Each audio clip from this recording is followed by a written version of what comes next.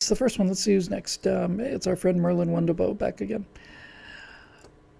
What am I missing? Liberals tell me what a horrible job Trump is doing, what a wonderful President Hillary would have been, and how great socialism would be if we just give it a chance. Before the election, they told me how screwed up I'd be if Trump wins. They say this all smugly, as if they are in on a big secret. They never tell the secret. They never explain step by step how their philosophy is going to achieve paradise, but they are sure of it. What are you missing? Well, you're missing the lobotomy that occupies most of the people who have these theories, Merlin. You're obviously a thinking individual. Anybody with any sense of history and any sense of logic and reason can pretty quickly figure out that that this whole socialism thing doesn't work. I've been threatening to write this afterburner, a firewall forever, and I was going to do it tonight, but I just got backed up. I'll try and get it done tomorrow. But yeah, I'm going to explain socialism in terms of a little kid who comes to school and shares cookies, and once she starts sharing cookies, she's expected to share cookies with everybody, and the more she does, the more she has to share, and so on. It's very simple, very short. But as I've said a few times on this show, the punchline is the reason socialism doesn't work is because everybody loves to eat cookies, but not everybody likes to make cookies. It's really it's pretty much that simple, honestly. And the reason they never get over it is because it's fantasy, Merlin. It's kind of a sort of a low grade form of, like people who have like this Bigfoot obsession or UFO obsession, or moon landing was a conspiracy obsession. It's not like the evidence isn't there. It's just that there's such an emotional need to believe in what they believe in, and there's so much. I think really it just comes down to so much guilt on the part of these progressives, because most of the ones with the mouthpiece anyway are multimillionaires, and they're talking about how we need to take everybody's tax money, but they don't want to give up their own money, so they basically do this shuffle where they talk about how wonderful it would be and so on. Now, needless to say, the only people who really think socialism is a swell idea are some people who have never lived under socialism. And the whole thing that you mentioned there before is they never tell the secret of how to do it right. And the reason they don't tell the secret of how to do it right is because they can't do it right. You bring up the Nazis and they'll say they weren't really socialists. Well, National Socialist German Workers' Party, I didn't name it, they did. Yeah, well, they weren't socialists. Well, then they used the word socialism to sucker foolish people into believing that they were going to be doing something nice. How about that explanation?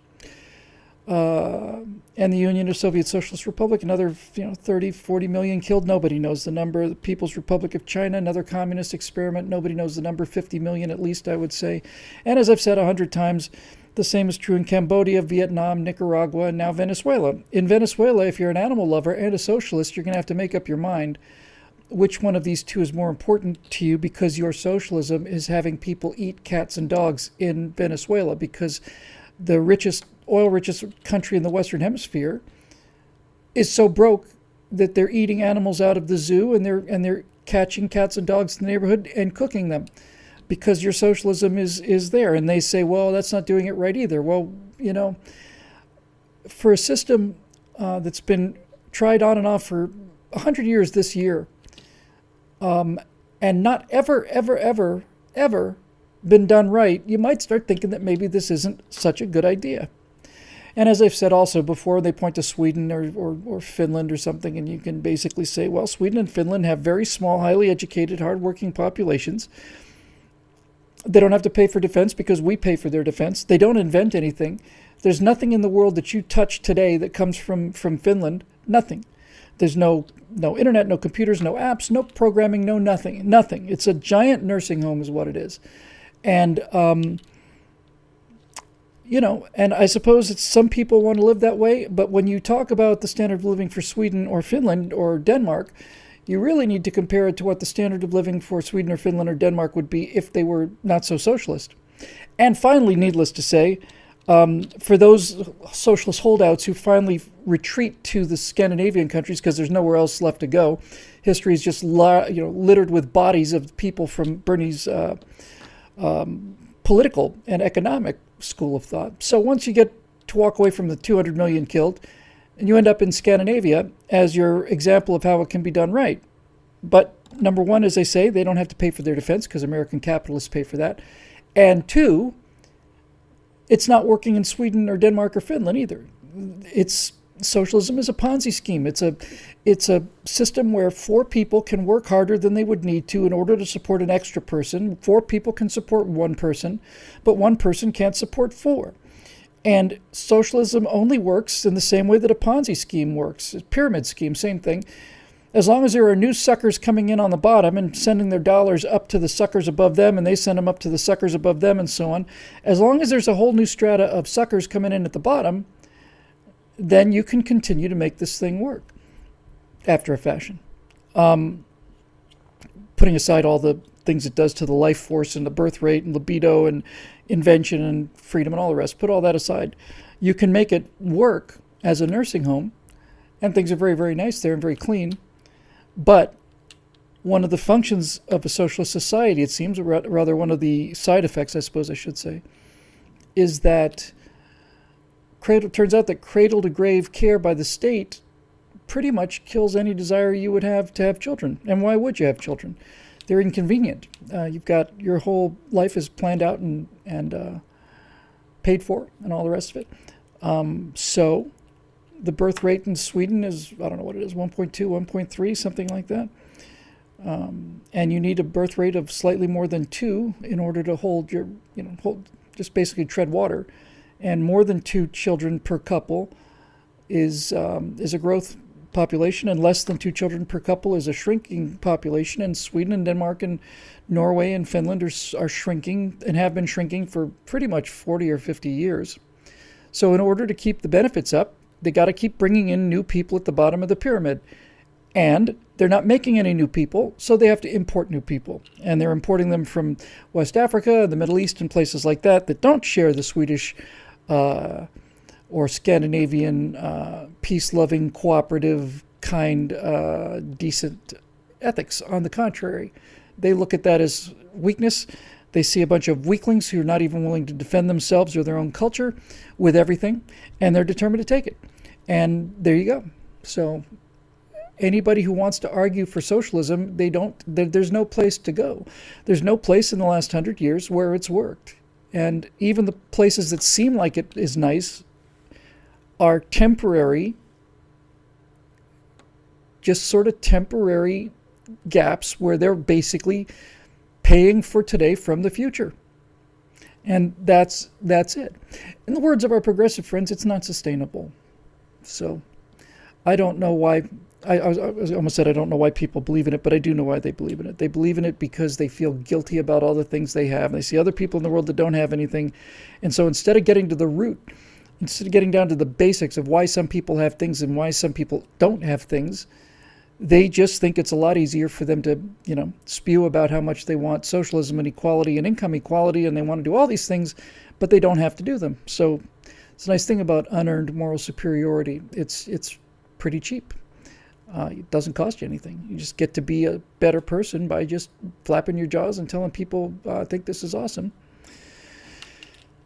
And the hardest part of all is explaining to people who come from actual socialism why this is happening in this country. And their reaction is, don't these people know what they're doing? I say, no, they don't. And then you realize it's really our fault, We've just allowed it to go on. This whole thing started, as far as I'm concerned, back in the mid-'60s when these left-wing students took over the Yale Law Library, and the school backed them instead of having them arrested. The school said, no, we're very sensitive to their demands. And since then, it's been downhill all the way for that half of the population that is afflicted by this terrible disease. And I don't know what to tell you about that. I wish I did. I could tell you what would cure them, though. What would cure them would be living in a socialist country for a month. That would pretty much do it. Even the multimillionaire celebrities would probably be cured if they actually had to go and live in a place where you're going to go to the zoo at night, not to see the animals, but to catch them and eat them, because your socialism experiment has turned you into the poorest country in the Western Hemisphere because of the socialism. You're sitting on just gigantic pools of oil.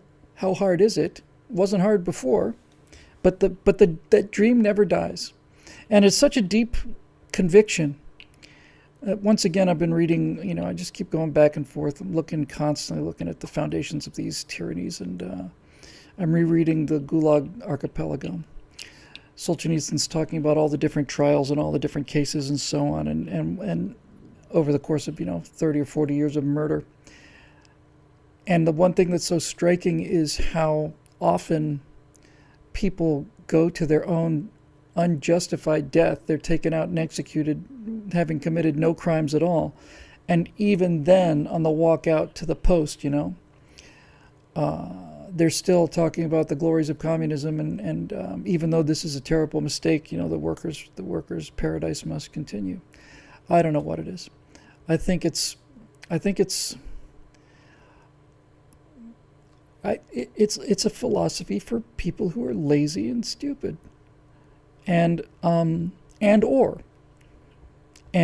don't see a tremendous work ethic in this millennial generation as a general rule, again, with notable exceptions.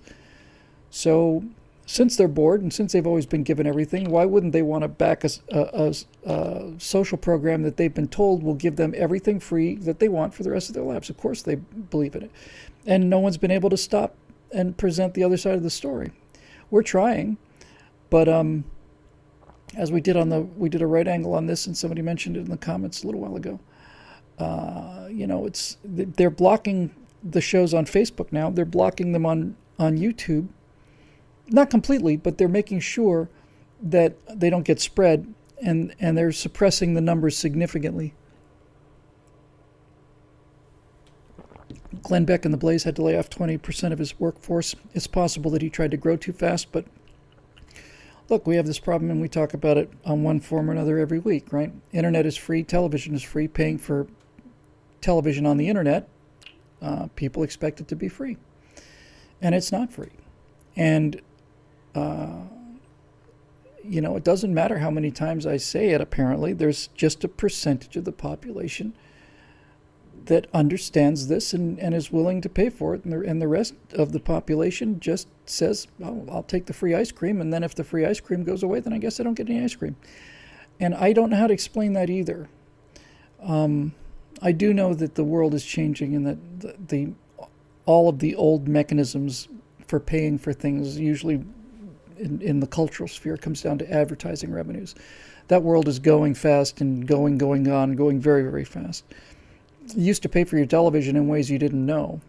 You used to pay for it by going out and buying Tide or Budweiser or something like that. That's how you paid for your TV. And the other way you paid for your TV was to sit and watch 7 minutes of commercials in a 30-minute time slot. And I cannot bear that anymore. But that's what we're used to. It's what older people are used to. And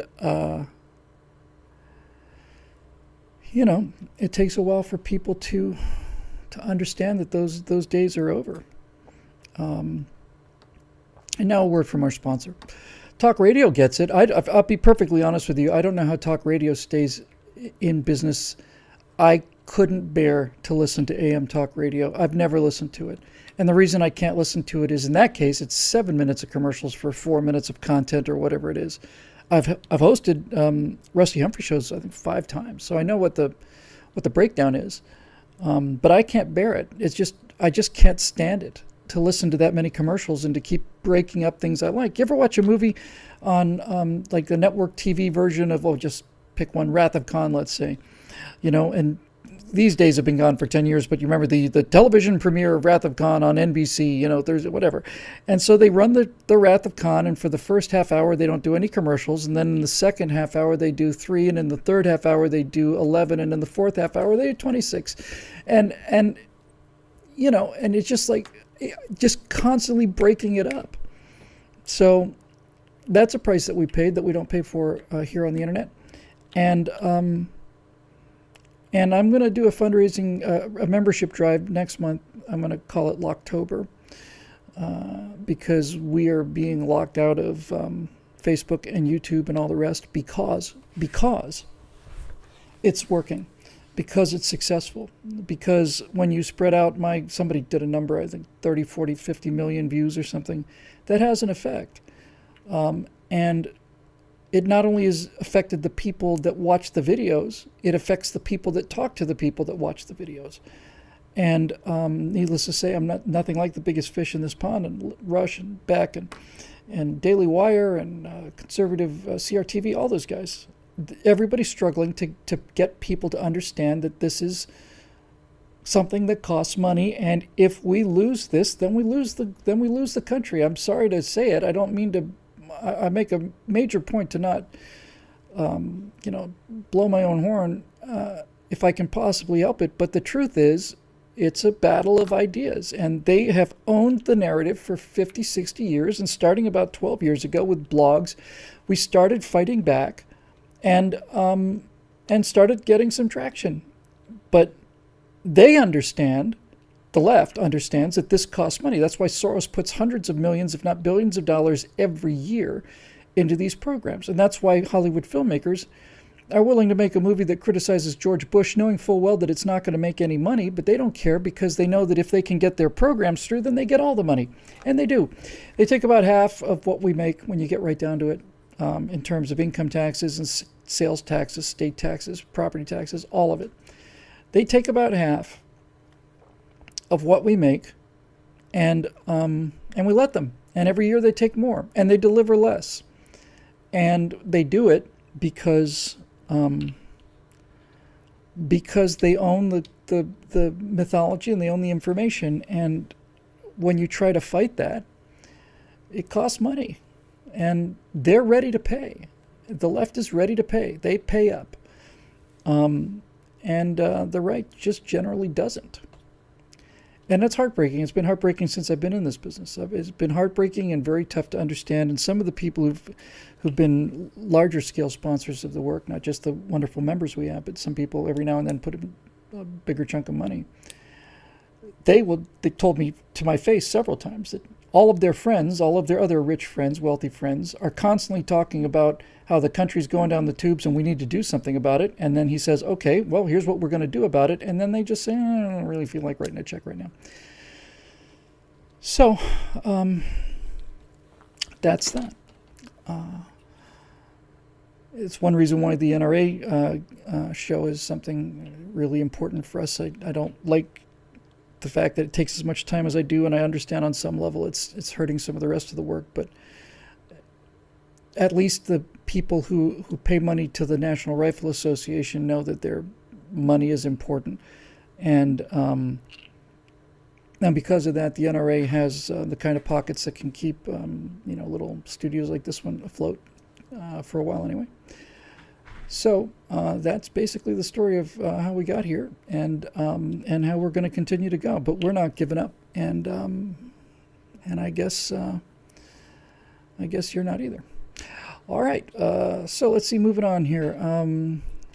Look, I'm just going right down the order. The numbers are strange in terms of likes, but this is the order that Facebook has decided to put them in.